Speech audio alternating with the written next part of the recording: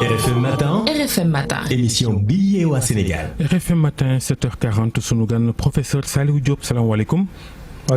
maaleykum salaam. ñu ngi lay dalal jàmm nuyu Georges Déthié Diop professeur yow yaa jiite centre national de transfusion sanguine yaay directeur ba mooy centre bi nga xam ni. moom lañ dénk ci réew mi lépp lu jëm ci mayam deret bala noo sori. ndax mën nañu xam situation bi fi mu toll nii ci réew mépp muy Ndakaaru ak yeneen diwaan yi. ci les soxla ci ay poches deret ndax doy naam doyul. waaw maa ngi leen di remercier d'abord ci invitation bi bu ñuy xayma besoin yi nga xam ni moom la réew mi soxla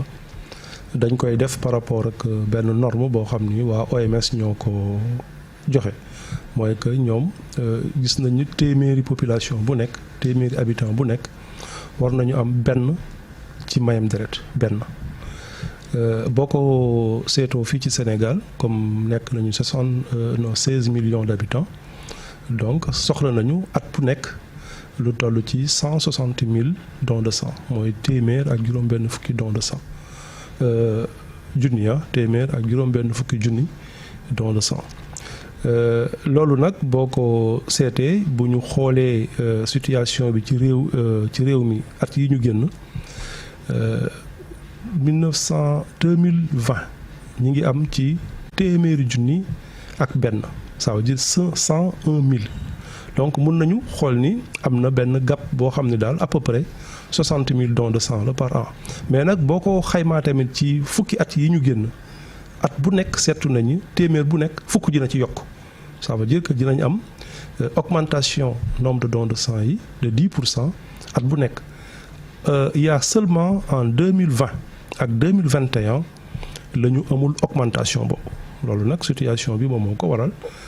donc pour résumer 2020 ak 2021 ñu ngi ci 101 000 dons de sang ak 102 000 dons de sang.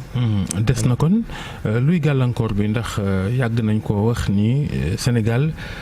maye deret nit ñi dañ ci xaw a ñàkk Pastef tuuti lan mooy gàllankoor yi. gàllankoor yi bëri na bu ñuy xayma di comparer par exemple li am ci sunu réew yi amul doole ak di ko comparer ak réew développé yi téeméeri habitant bu nekk dinañu am lu toll ci ñeenti poche de sang ñeenti don de sang mais boo jëlee sunu réew yi 0,3% la ça veut dire que y a quand même d'abord un problème économique parce que plus réew mi di gën a développer économiquement plus aussi le nombre de dons de sang di yokk li ko waral nag mooy que d'abord il y a des raisons démographiques parce que xam nga pour maye deret tamit ñi ñuy ciblé mooy ñi am diggante fukki at ak juróom-ñett ak juróom-benn fukki at léegi tranche d'âge boobu nag c'est plus faible dans les pays sous-développés que ci réewu développé yi donc am na ay raisons démographiques am na aussi ay raisons historiques parce que xam nga mbirum mayam deret ñun biñ ci commencé yeewu yàggul boo jëlee développement transfusion mi ngi commencé ci guerre yi pendant les guerres moo tax boo seetloo sax affaire mayam deret armée bi ñoo ko daan gën a toppatoo donc ñi nga xam ni dañoo dëkk ci réew yooyu dañuy tàmmoon di dem di maye deret parce que loolu da leen doon wane seen civisme seen citoyenneté buñ ko daan dem sax dañu daan yóbbu seen doom yi di jàngal leen ci mbirum affaire mayam deret ñun boo ko seetloo ci peut-être ñaar fukki at yi ñu mujj ak développement wu médecine bi ak yenn médecine spécialisée yi la ñuy xool ni kat mbirum mayam deret kat day gën di yokk besoin yi day gën di yokk donc il faut ñu taxaw ci donc am na raison yooyu am na tamit ay raison xam nga ñun dañu am aussi ay croyances culturelles yoo xam ni dinañ def parfois ay représentation yoo xam dina mën a nekk ay freins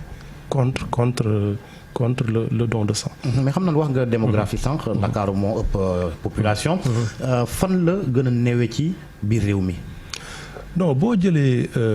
toujours li ma koy rapporter par rapport ak population bi boo jëlee répartition bi ci réew mi yëpp effectivement Dakar moo ëpp li ñuy maye deret waaw région yi ci topp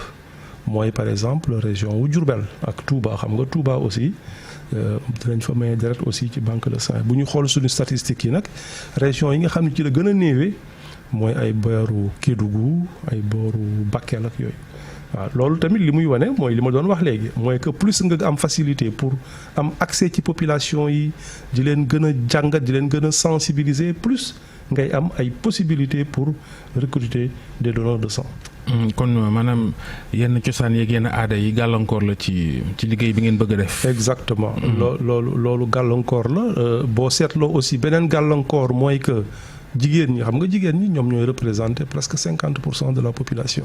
mais boo xool ñi maye deret ñoom représentation jigéen ñi 25% la donc défaut aussi d'implication wu jigéen ñi parce que ñu si bëri la ñuy xalaat ne bu ñu maye deret dafa am lu mu leen di wàññeek yooyu loolu tamit benn frein la dama ci yokk rek beneen frein mooy problème mu hépatite B xam nga hépatite B aussi infection la bu law ci sunu réew boo jëlee téeméer yu nekk. am na jusqu'à au moins 10% yoo xam ni dañuy am virus boobu te loolu bu ñu ko defee test aussi ba gis ko deret boobu duñ ko mën a utiliser donc yooyu yëpp ay gàllankoor la yoo xam ni ñu ngi ciy liggéey effectivement mais ci surtout ci sensibilisation. mais loolu mooy problème bi am na ñu bëri xëy na bëgguñoo dem may seen deret ndax bañ rek ku leen gisal ci deret ji ay jàngoro ak yooyu xëy na ñoom dañoo jàpp ni. bu dara feeñee ci deret ji mën naa yàq seen àddina loolu moom nu ngeen ciy taxawee. waaw loolu aussi liñ ciy taxawee mooy rek sensibilisation éducation yi parce que bu ñu jëlee par exemple infection bi ci gën a peut-être gën a ragal mooy VIH ñu ngi gis ni léegi de plus en plus communication yi nga xam ne ñooy toppatoo mooy que nañ leen ko dépister mun koo xam teel mun koo faj ndax. infection la boo xam nit ñi ñu ngi dund ak bu ngeen jëlee deretu nit ba càmbar ko bu ngeen ci gisee dara da ngeen koy wax nit ka exactement parce que boo ko gisee dépistage la parce que mayam deret aussi def bilan de santé la non seulement boo ñëwee avant ngay may deret docteur bi dina la xool ndax yow amula mais dinañ def aussi càmbar kii bu ñu ko gisee tamit de façon très confidentielle dinañ la woo boole la ak médecins yi nga xam ne ñoom ñoo la war a suivre donc loolu aussi je pense bénéfice la pour ñi nga xam ne dañuy may deret. est-ce que hépatite ak VIH bi seulement mooy problème bi est-ce que amul yeneen feebar yi nga xamante ne des maladies de sang mu ngi ci biir. waaw bu ñuy mayee deret moom infection yi nga xam ni. deret la mën na ko waaw bu ñuy mayee deret infection yooyu la ñuy seet mooy hépatite B. hépatite C syphilis. ak VIH yooyu la ñuy xool yeneen yi nag yeneen feebaru deret yi moom yooyu moom malade yi la mooy ñi nga xam ni ay malade lañu dañuy am ay signes yoo xam dañuy ñëw gis leen pour faj leen mais loolu bokkul ak. loolu mënul tere don de sang. ah bien entendu bala ngaa maye deret li ngay jëkk a xool mooy nga nekk en très bonne santé. mooy nekk en très bonne santé loolu mooy premier critère mooy que fii ci Sénégal da nga war a nekk volontaire kenn warul la forcer. yow yaa war a. kan moo warta maye deret. alors pour maye deret d'abord mooy am na ay critères âge da nga war a nekk entre 18 ans ak 60 ans fii ci réew mi da nga war a nekk en très bonne santé ça veut dire que boo ñëwee nga ñi damay maye deret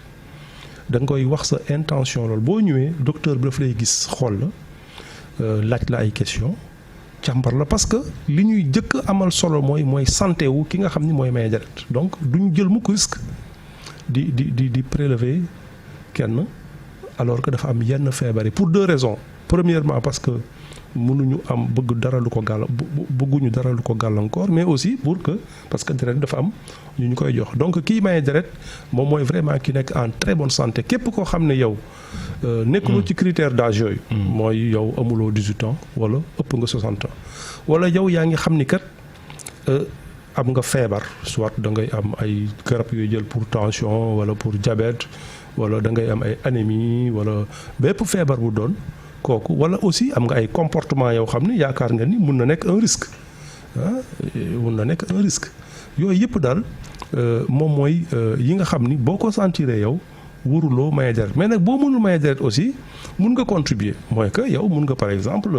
xool seen koñ regrouper jeunes yi ñu ñëw maye deret parce que ñëpp mënuñu maye deret. léegi est-ce que maye deret dafa aaju ci nga sew mbaa nga am yaram. déedéet maa ngi la doon wax léegi critères yi effectivement am na un critère d'âge mais am na un critère de poids critère de poids bi mooy que il faut nga am plus de 50 kilos waaw boo amee plus de 50 kilos et d'habitude quand on a plus de 18 ans on a ces critères là. parce que dafa am ñu sew ñoo xam dañoo jàpp ne bu ñu mayee day jeex. déedéet xam nga affaire deret quantité deret bi ci nag du ci poids bi rek mais également ci taille bi la donc surface corporelle bi la te bu ñu boo amee plus de 50 kilos rek te amuloo anémie bi daal moom mooy loo xam ni ñun dañ koy tester avant ngay maye deret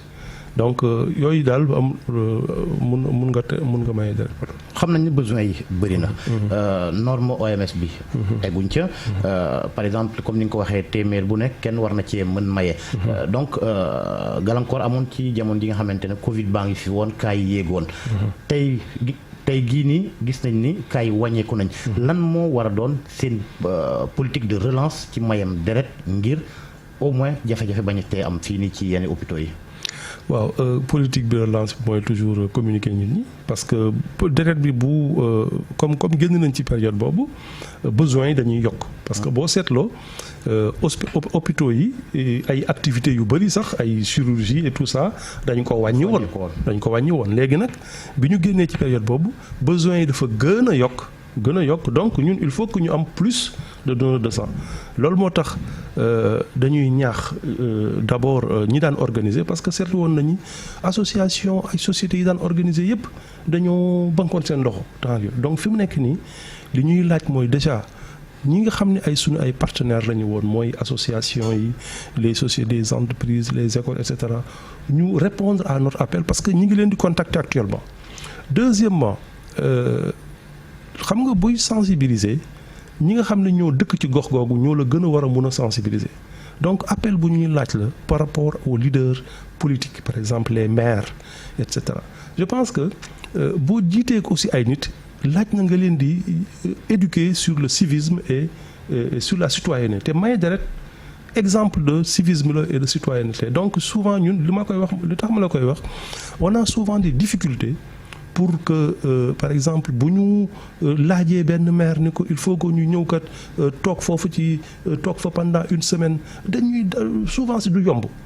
donc ñu leen di ñaax vraiment ñu impliqué wu par rapport à ça parce que actuellement effectivement les besoins augmentent réew mi médecine bi dafay gën di développer te plus médecine bi di gën a développer mooy ay cancer yoo xam daaw ñu leen di traiter léegi dañ leen di traiter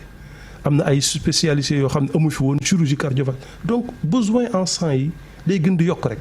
donc il faut que ñun ñuy ñaax suñu bopp aussi leaders yi nga xam ni war nañ ci mën a impliqué wu ñu impliqué wu du rek affaire docteurs yi wala affaire centre de transfusion non responsabilité publique la. mais est-ce que yéen itam amul li nga xamante ne war ngeen koo mën def. maanaam bërëb yi ñuy mayee deret gën jege askan wi. loolu suñu stratégie la boo seetloo fii ci suñu réew. am nañu chaque jour laa wax de lu ëpp 30 sites yoo xam ni dañ fay may deret parce que am nañu déjà 26 sites fixes dans le pays te sites fixes yooyu aussi dañuy organiser ay collectes mobiles boo jëlee rek Dakar centre de transfusion bis bu nekk am na 2 à 3 collectes équipes yoo xam ni ñi ngi dem ci biir quartier yi di joxe. donc 26 néewul parce que est-ce que néewul d'autant que li ñu am ci ay départements par exemple ëpp na ñeent fukk. li ñu war a am mooy que effectivement département yooyu bu nekk ñu am fa benn site boo xam nit ñi war nañ fa mun a ñëw pour maye deret il faut que ñun ñuy gën a rapproché boo jëlee par exemple Dakar mais loolu doyul gis nga boo dañoo par Pikine hôpital Roi Baudouin ubbi nañ fa benn centre boo xam ni pour nit ci maye la donc problème mooy que nit souvent ñoo dul ñëw mais sinon alors il faut communiquer effectivement beneen activité mooy que ñun léegi étendre nañu sax les heures de collecte parce que avant dañu doon dem ba 14 heures ñu arrêté au centre de transfusion fi mu nekk nii ñi nga xam ni parce que demande la woon ñi nga xam ni dañuy liggéey le matin mun nañu ñëw jusqu'à 17 heures pour donner du sang li may leeral mooy que jërul ñu nekk à jeun jërul ngay bañ a lekk mën ngaa lekk ñëw. mun ngaa lekk ñëw c'est-à-dire que dañuy jaaw bu njëkk ba kat noonu la woon dañ naan la bul lekk. waaw xam nga bu njëkk ba dañuy jaawle woon souvent ay feeru don de sang ak examen ay analyse voilà mais bu njëkk ba aussi dañ doon ragal ni lekk bi dafay xaw a niinal sang bi waaw mais léegi def nañ ci ay études yu leer depuis presque plus de 15 ans maintenant dañuy sax recommander nga bañ a nekk à jeun parce que boo lekkee ba pare doo ko maye deret doo am ay problème mu petit vertige yu nga war a mën a ay miir ak ñoom seen. voilà c'est ça exactement. ba tey ci wàllu gëm-gëmu nit ñi lan moo war a mën a may nit deret ci yaramam ndax am na ñu ne del naan bisaab xam naa xonkaay baa tax yooyu lu ci xam-xam wax lan mooy maye deret ak lu dul maye deret. xam nga deret ñu ngi koy toggee ci suñu biir yax yi am na benn substance bu ñu tudd la moelle osseuse foofu moom mooy togg deret moom mooy usine bii defar deret pour defar deret boobu usine boobu dafa soxla am na ay éléments exogènes yoo xam daf koy soxla yi ci gën a am solo mooy fer ak yenn ay vitamines façon vitamine yoo xam ni am na vitamine bu ñu tuddee vitamine B12 boobu nag dafa nekk ci biir lekk bi ci ay yàpp ak yooyu ak aussi vitamine B9 boo xam ni aussi mi ngi génn ci ay tout ce qui est crudité. donc daal bu ma koy résumer pour defar deret daal il faut que nga am alimentation boo xam ni alimentation bu équilibrée la. waaw maye gi nag lu tax nit ñi daan ci sawal da ngeen daan joxe ay sandis ak ay coca waaye dafa mel na ngeen koo bàyyi. non bàyyiwuñu ko. léegi sax gën nañ ko moderniser parce que dañ koy jox léegi benn ay traiteur ñoom ñooy toppatoo loolu. kon baax na kon baax na. jërëjëf professeur Saliou Diop yow yaay njiital centre national de transfusion sanguine waxtaan wi amoon na solo ndax nit ñi dañ koy faral di fàtte maye deret am na solo lool. ñu fàttali ni ñu ngi gërëmaale sunu mbokku génération Futurs Médias ñooñ moom ñu ngi waajal sax seen bés bi nga xam ne at mu jot dañ koy amal foog naa ngeen ci lëkkaloog ñoom. gërëm Georges Déthié Diop El Hadj Assane mi ngi yegg si ziar Fati ak ñu mu toogal ñu yendu ak jàmm.